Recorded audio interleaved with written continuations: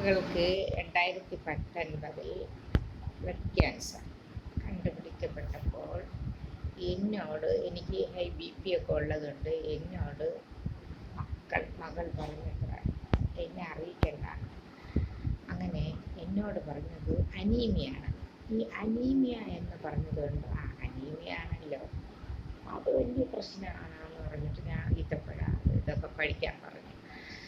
അങ്ങനെ ഒരു 5-6 മാസം ആയപ്പോഴാണ് ഒരു ഹജ്ജിന് പോയ ഒരു സഹോദരൻ്റെ അടുത്ത് ഞാൻ എൻ്റെ മകൾക്ക് സുഖമില്ല, അനീമിയാണ് എന്ന് പറഞ്ഞപ്പോഴാണ്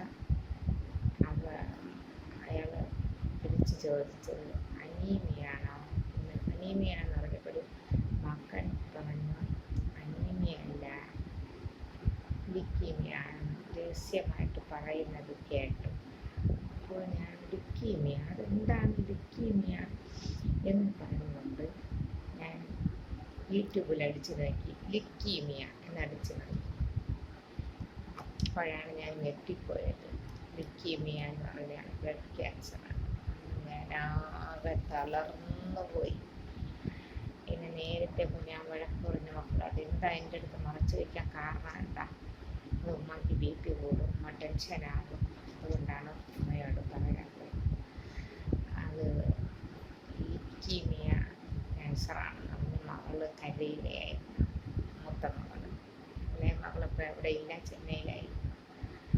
അപ്പോൾ ഞാൻ അന്ന് മുതൽ ഞാൻ മെഴുകുതിരി ഉരുകുന്നത് പോലെ ഉരുകാൻ തുടങ്ങി. 62 കിലോ ഭാരമുള്ള എൻ്റെ ശരീരം മെഴുകുതിരി പോലെ ഉരുകാൻ തുടങ്ങി. ഇപ്പോൾ പലരും ചോദിക്കുന്നത് എന്താണ് ഇത്രയും മെലിഞ്ഞു പോയി, ഇത്രയും നിറം കുറഞ്ഞു പോയി. എങ്ങനെ നിറം കുറയാതിരിക്കും? ദൈവസുന്ദരിയും ഒരു കലാകാരിയും പൊന്നുമോളും ബ്ലഡ് ക്യാൻസർ. എൻ്റെ കുടുംബത്തിൽ ആദ്യമായിട്ടാണ് ക്യാൻസർ. ഞങ്ങളുടെ കുടുംബത്തിൽ മരണവുമില്ല, രോഗവുമില്ല.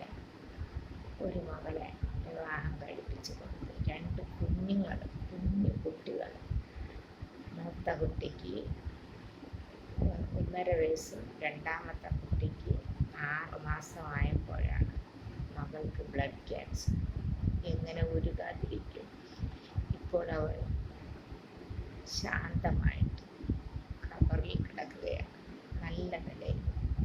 അവൾ ആഗ്രഹിച്ചതുപോലെ മുടി കൊഴിയില്ല, കീമോ ചെയ്യില്ല, മുടി കൊഴിയില്ല, മുഖം കറുക്കില്ല, ഒരു ഹൃദയാഘാതം